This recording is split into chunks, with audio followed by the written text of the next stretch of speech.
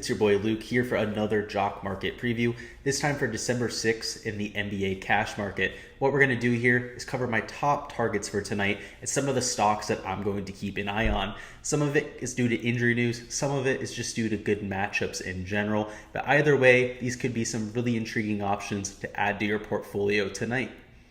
We'll start with a quick review of my portfolio last time around. I did not play last night as I was focused on football, kind of like I said before. But if you take a look at our portfolio from Saturday night, it was excellent. Had gains across the board. Was trying to implement a little bit of a different strategy this time around.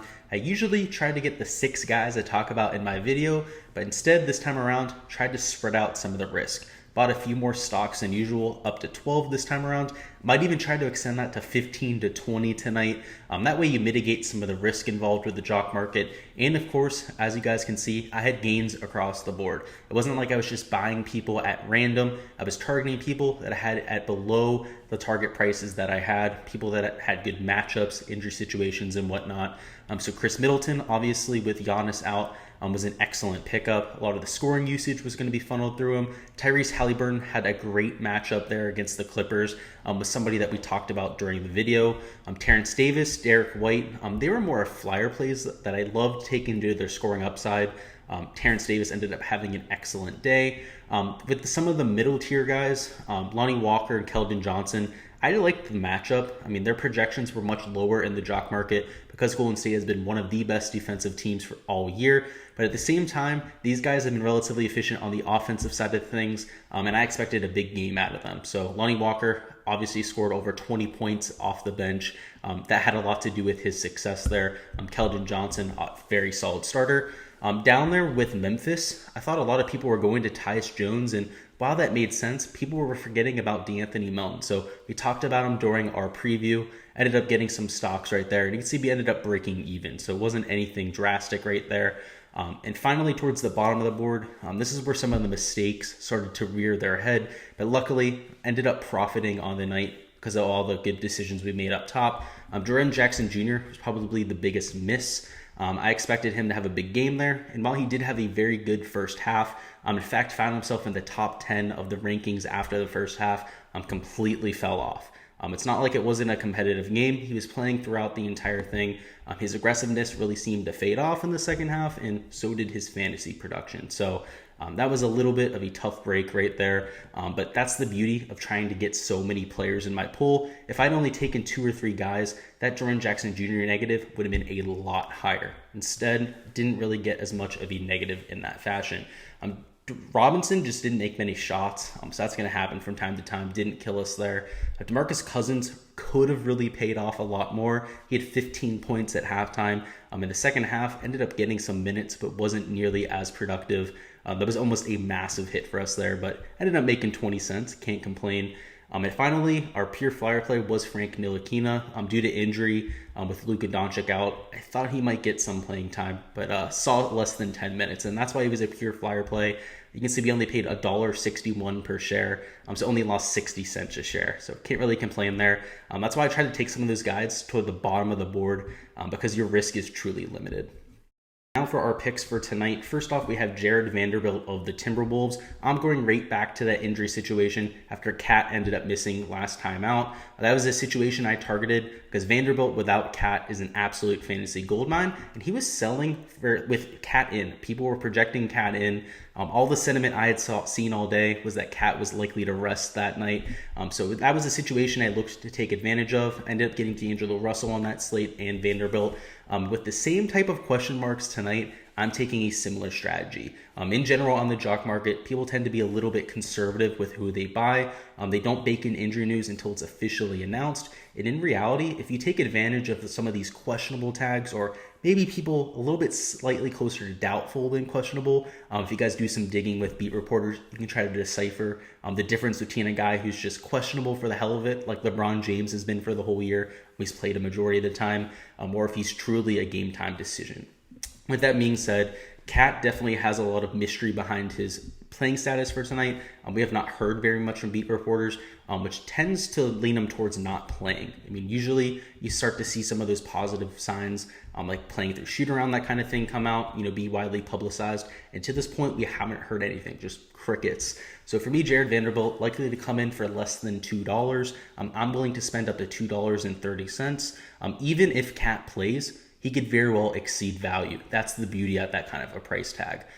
If the injury news were to come out before lock, he's likely to go for a lot more, but we'll have to see. If as is one of the best values on the slate, the matchup against the Hawks is also a plus matchup. They tend to run with a relatively high amount of pace. They miss a lot of shots. They take more threes than just about any team in the NBA. They're top 5 in that category, which means tons of rebounds for Vanderbilt. So overall, really like the situation here for tonight, particularly if Cat sits. Next up, we have Ricky Rubio. He'll be playing today against the Bucks. He's somebody who's been seeing a ton of minutes of late with Colin Sexton out. Lots of guys missing here and there. Some guys at forward, some guys at the front court as well. Rubio's just been thrust into a larger role. He's started some games. I do expect him to start tonight. So I just think his projection's a little bit too modest. JockMKT has him at 24.42 points. But when Rubio has started, he's been effective. He's actually gone down in production from his 1.2 fantasy point per minute rate off the bench to right around a 1 fantasy point per minute rate.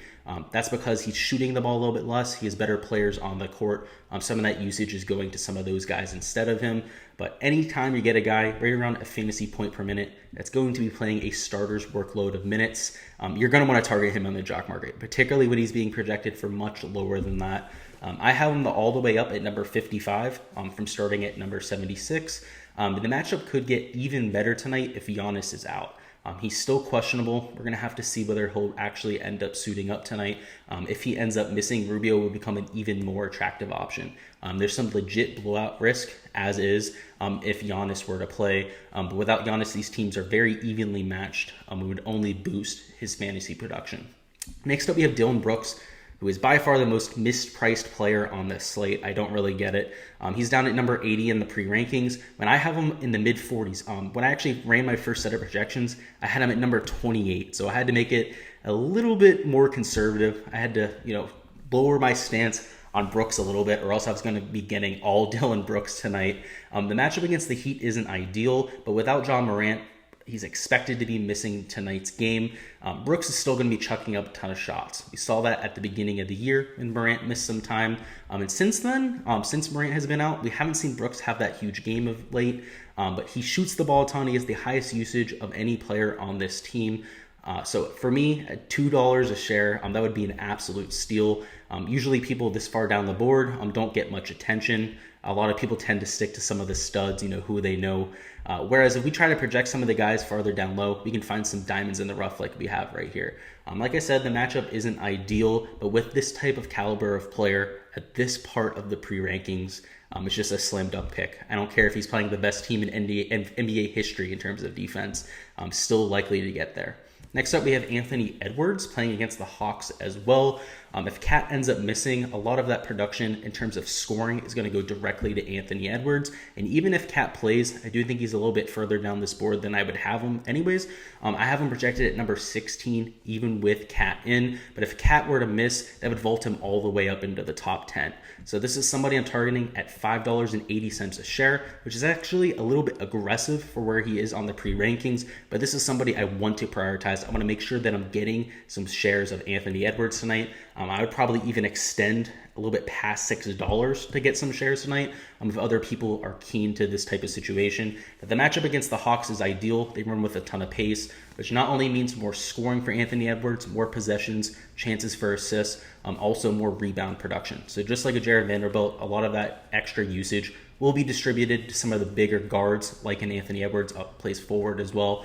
So for me, like him there, the matchup's good, particularly if Cat sits. So we'll have to see on that. I'm going to have him either way in anticipation of that news.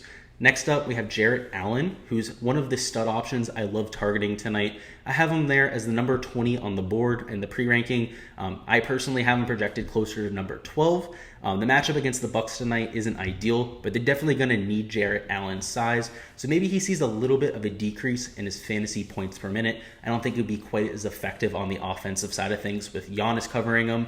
If Giannis is out, this is a smash spot. This becomes one of the best matchups on the entire slate. They will not have anybody to cover Jarrett Allen's size. So not only are you looking at offensive production, but rebounds on the offensive side of things, it could really be a smash spot. So again, if we don't get the news until after lock, I anticipate that we'll hear before lock whether he's playing or not, since he's such a high caliber player. Even if we don't, I'll be going to Allen just in case that news comes through. Just like an Anthony Edwards, just like a Jared Vanderbilt, even if he ends up getting rolled in, he's not a bad play. They're going to need his size, and at $7, he has a relatively high floor. But finally, at number 1, our best play of the night. This is the blue chip player that we'll be going to more than most. That is Paul George, coming in at a pre-rank of number 7. Lucky number 7, which is nice to see. Jokes aside, though, I have him ranked as the number 3 player on the slate. This matchup against the Trailblazers is exactly what we're looking for. A team that plays with high pace, is low efficiency on the defensive side of things, is in routinely shootouts left and right. I mean, they're without Damian Lillard. I actually think that helps Paul George's ceiling. Make sure that this should be a relatively competitive game, because it's not like the Trailblazers are going to be absolute dog shit without Lillard. They still have really solid options on the offensive side of things, whether it's McCollum, whether it's Nurkic, Powell. A lot of the guys off the bench they have, like a Simons, are also more than capable scorers. So I really like targeting this game in general. I think that Damian Lillard is a little bit of an underrated defender. So you're going to see them play with a little bit less efficiency on the Trailblazers side of things. And somebody like Paul George that would have been seeing coverage from Lillard at least some of the time could end up being a little bit more productive. That is all I've got for tonight's preview. Go ahead and let me know down in the comments who you guys have your eyes on and how much you'll be willing to spend for them. You guys just saw my top 6 options. For me, if I'm spending the whole way up, looking for Paul George, but definitely some intriguing options due to injury down low. But as always, really appreciate you guys coming by and enjoying the content. We're going to have even more NBA content coming throughout the week. We're looking at cash market previews for most days this week. I'm anticipating to have one out Tuesday, Wednesday, and Thursday. Probably one on Friday and Saturday, but we'll leave those as TBA right now. A little bit too far into the future for me to be committing to those, but I anticipate to have even more out this week, so keep an eye out for that. The preview today is going to be launching a little bit later than usual. Was focusing on some of the Monday Night Football stuff for today, but look for the episodes throughout the week to be dropping in the morning, giving you guys even more time to catch this content, to react to the news and get prepared. So again, thank you guys for stopping by, and let's win some money tonight.